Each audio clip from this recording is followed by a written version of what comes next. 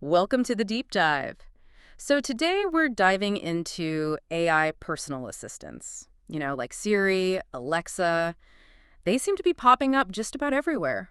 They really are. And Ah, fundamentally, they're built to answer your questions and help out with tasks, trying to be that helpful, knowledgeable friend who's always around. right. So our mission today really is to get a handle on what they can actually do, and just as importantly, what their limits are. Okay, so let's start with the obvious one.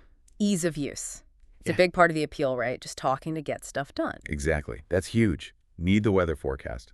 Just ask. It's like super simple. Mm-hmm.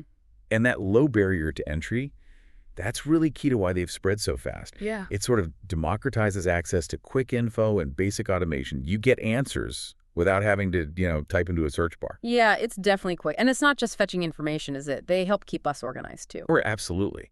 Setting reminders is a perfect example. You're heading out, realize you need milk, just tell the assistant, remind me to get milk when I'm at the shops. It's a really straightforward way to manage those little daily tasks and, well, keep things on track. And then there's the whole smart home side of things. Controlling lights or music with your voice. It still feels a bit sci-fi sometimes. It does. And what's interesting there is how smoothly they can integrate into your home setup. Right. Asking it to play your favorite playlist or maybe dim the lights for movie night. It's all about making the tech kind of fade into the background of your life. But let's be honest, it doesn't always work perfectly. We've all been there shouting at a speaker because it just doesn't get it. Uh-huh. Yeah, that brings us squarely to one of the big limitations. Understanding us. Spoken language is tricky. Tell me about it. Things like, strong accents or even just background noise. Kids shouting, the TV on.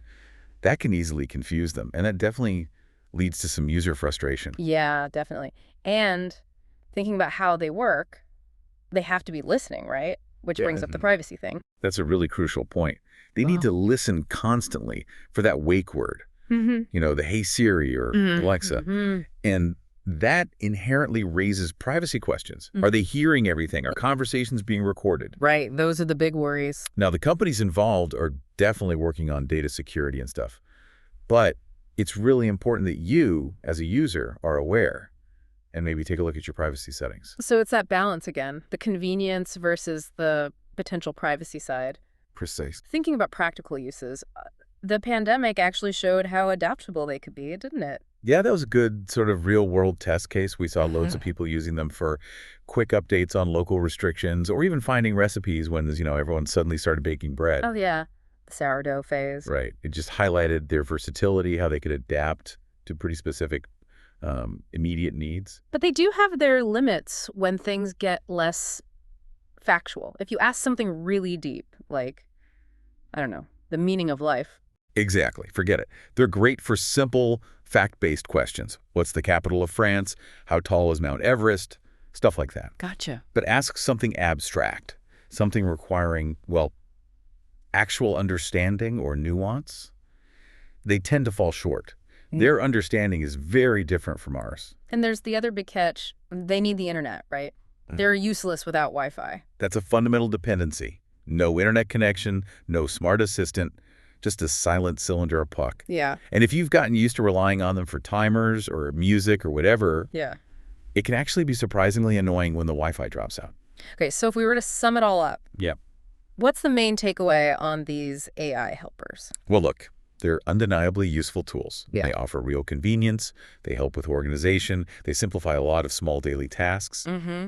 But, and it's an important but, you've got to be aware of the limitations. There's sometimes patchy understanding, the privacy considerations we talked about, and that absolute need for an internet connection. So appreciate the help, but know the boundaries. Pretty much, yeah. It's about finding that balance. Okay, so here's something to think about as we wrap up. As this technology keeps getting more sophisticated, maybe even better at understanding us, how might our relationship with these AI companions actually change? Could they become more integrated? Something to ponder. Thanks for diving deep with us today.